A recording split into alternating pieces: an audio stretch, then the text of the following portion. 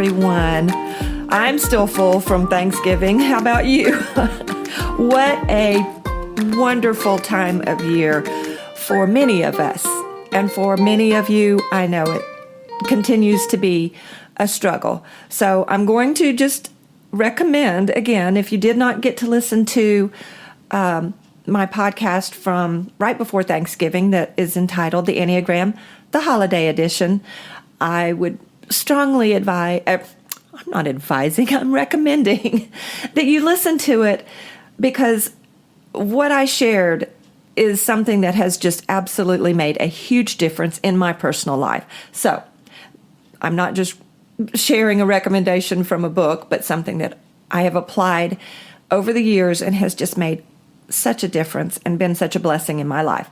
Anyway, we're going to go on, and I want to share another thought process that I was introduced to several years ago. It's the work of Byron Katie.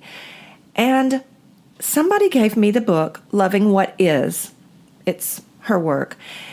At a time in my life where things were confusing, I was struggling with some personal conflict, and it just opened up a world to me that made me realize I don't have to believe every single thought that comes into my mind. Now, I know probably many of you already are familiar with her work, because those of us that have been down a journey of spiritual seeking and looking at possibility of how we can improve our own view of life and relationships, you may have already heard of her work. But for those of you that have not, I'm just going to give you a very brief introduction. And let me say, this is very much the tip of the iceberg. I will do this no justice. But I hope maybe just to, pique your curiosity that you might want to look into it a little bit.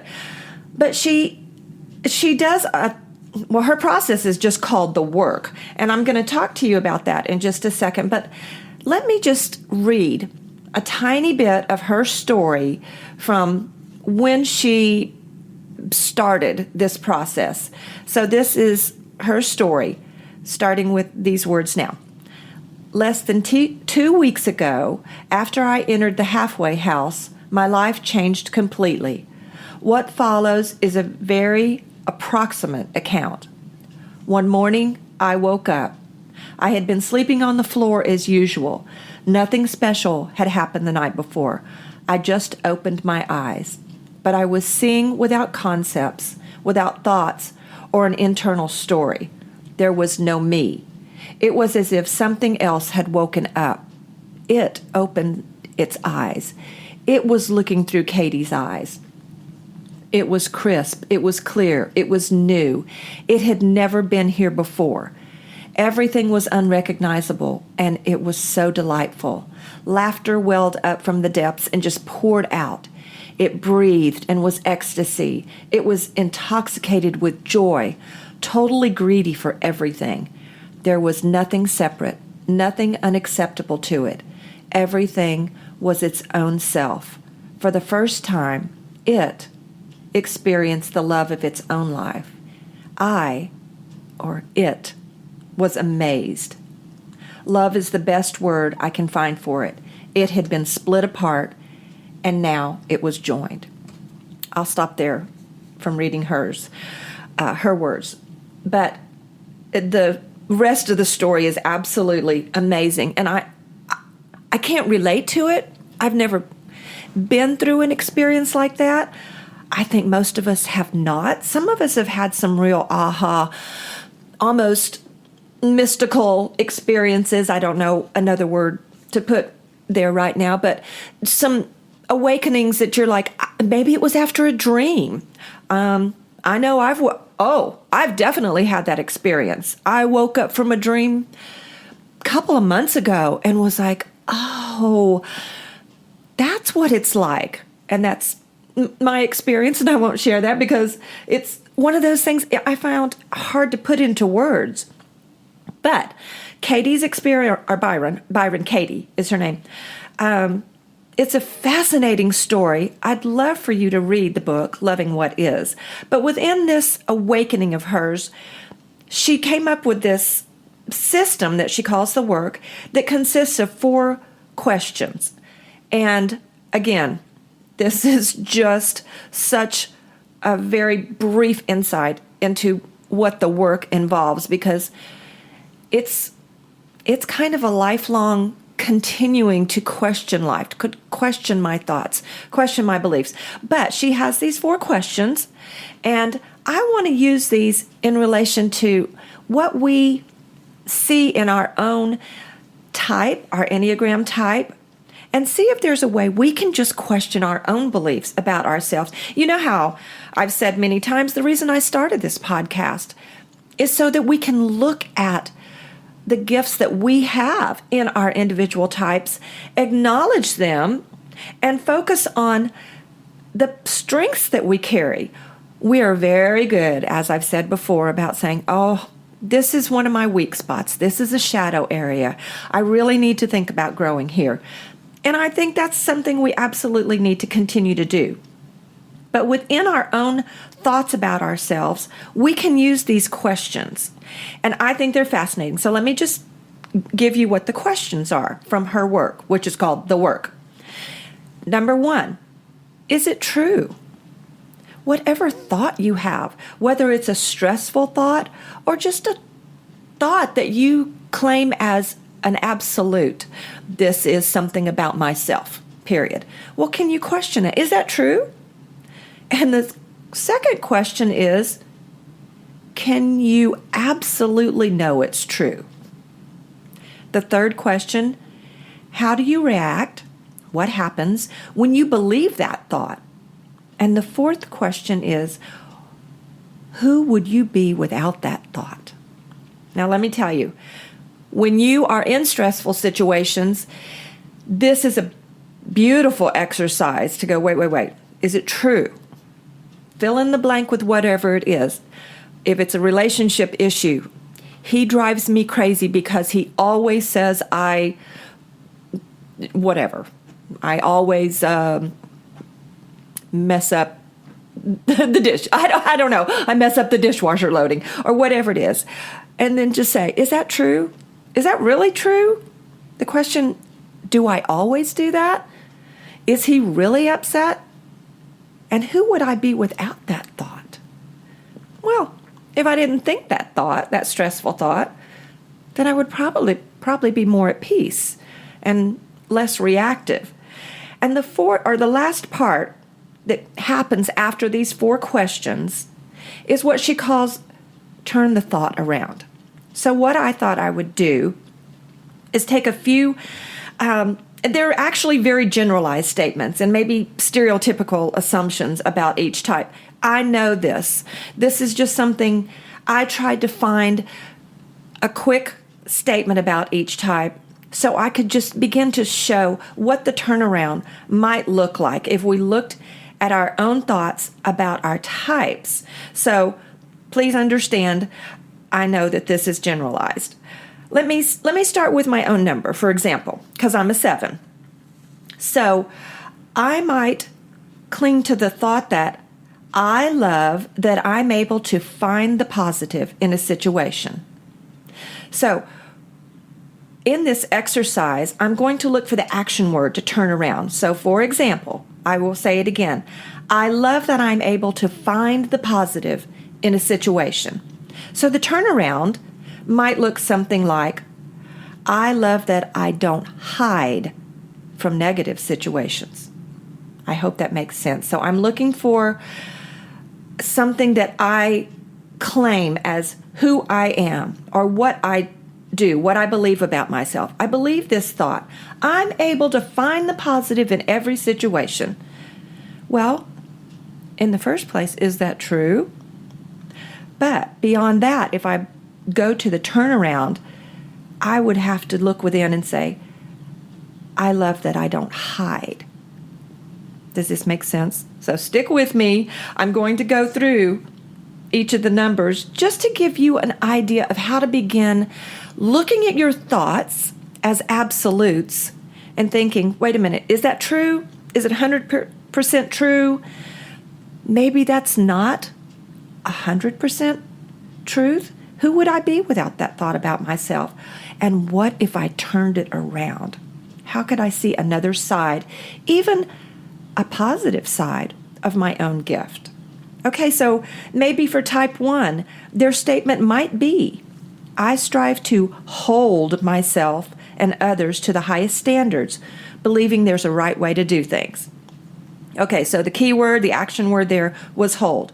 I strive to hold myself and others to the highest standards, believing there's a right way to do things. So maybe the turnaround might be something like, I choose to release judgment of myself and others and open myself to new ways of looking at the world. And maybe even when you dissect that a little further, you can see, oh, there's several opposites. There are a few turnarounds in that. So I'm going to let you just sit with those. If you're a 1, think about that. You might want to rewind and say, now what was that? And find all the other sides to the statement. So again, on this one, it was hold and release. Those were the action words. So for a 2, it might sound something like, I sacrifice my own needs to help others with the hope that I will be loved for my selflessness. So the turnaround might sound like, I accept help and kindness from others without expectation. So maybe this is kind of a twist on the golden rule, do for yourselves as you would want others to do for you. And that again is attaching to our own absolute thoughts about ourselves and trying to turn the thoughts around and say, is there another side to this? Okay, so type 3. I work hard to be successful in all I do and find my self-worth is determined by how others perceive my success. So the turnaround, I release the pressure I put on myself to be anything other than my truest self, knowing I can play hard and work hard as well. So find the turnaround in there. I work hard, or I release the pressure. Type 4, I believe there's something out there that would make me feel more whole and complete.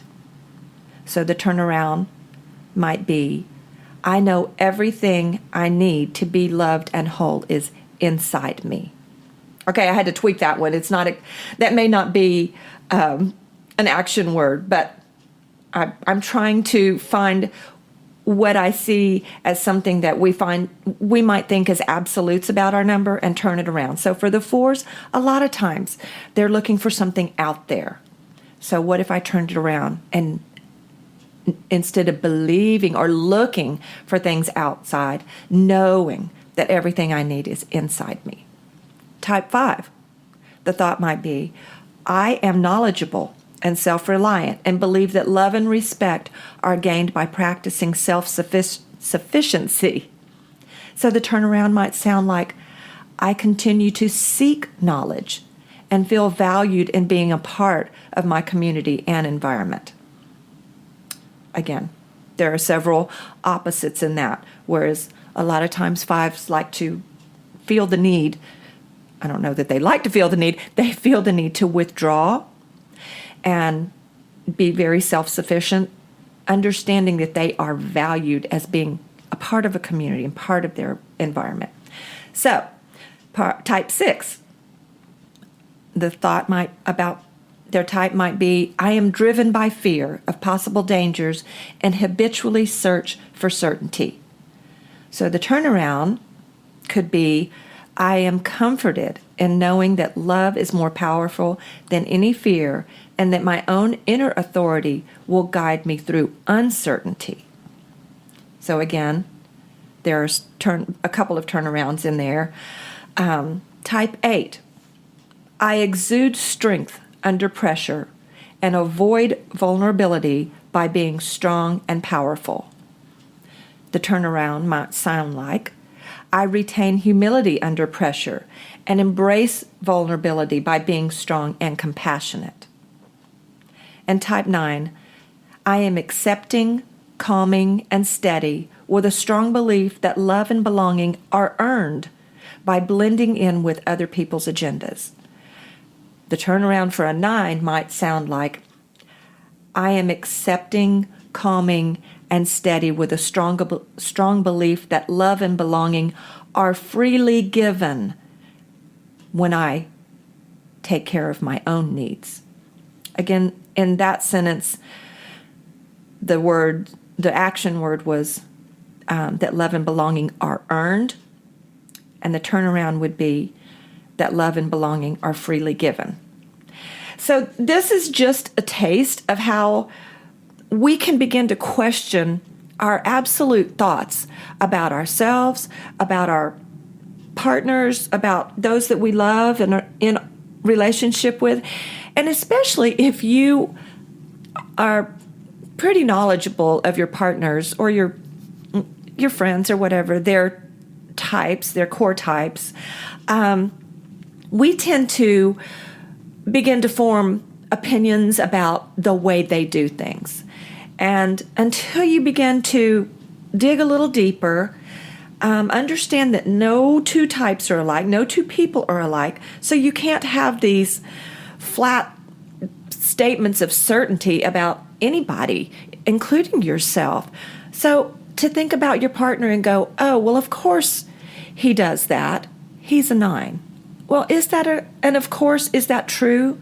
And do you know that with 100% certainty that he does that because he's a 9 or because he's an 8? How would you turn around your thought about what you perceive as their default type and pattern, and turn that around for yourself to say, how could I see the strength of what I might be focusing on instead of maybe a negative attribute that you've attached a personality to? Most importantly, I think this absolutely starts with yourself. Question your own beliefs about yourself. And I know for myself, I have a million thoughts, a million great ideas that just are constantly, I think they're great ideas, floating around in my head. And even with my thoughts about a situation as that I might consider an absolute, this absolutely has to be done this way. Well, is that true? What if I release the belief that I have all the right answers about even my own life and open myself up into looking at the possibility that the opposite of what I believe about myself might actually be the gift of who I am? I very much love the fact that I can find the positive in most situations. But oftentimes what that means is I hide from the negative part of a situation. I have to find the positive because I can't bear to look at the painful part or the sad part, what people call negative situations or emotions, which I think I've said this before, and I want to say it again. I'm beginning to understand that what I've even labeled as a negative situation is not at all. But for the use of this exercise, I had to give a contrast between the words, the only words that we're able to use in certain situations. We call some things positive, we call some things negative. I've said this before, I'm beginning to understand grief is not negative. It's necessary. It may be painful, but it's necessary to not hide from. So I hope that you take time to look at all the wonderful teachings out there. I've said it before, the Enneagram is one tool. It's one map of who we are. But there are so many opportunities to look at other people who have been down a road and can give us insight and enlightenment in other areas that just expand our understanding of the world that we live in, who we are, and the relationships that mean so much to us. So I'm going to give you some links in the show notes. Again, the book that I got this from is called Loving What Is by Byron Katie, but I'll put a link in there to it. In the meantime, enjoy December. Question the pressure that you put on yourself. Do I actually have to put this pressure on? Will people love me if I don't show up with a perfect gift? Do I even have to get a material gift? These are just questions that we can begin asking ourselves. Are they true? And who would I be without that thought? What happens if I release the pressure? Give yourself the gift of what you'd like other people to gift for you, how you would like other people to treat you. Start with yourself. Take that golden rule and kind of turn it around on its head a little bit. I hope you truly get to know the joy of who you are by loving your own number. Have a great week, and I will talk to you soon. Bye.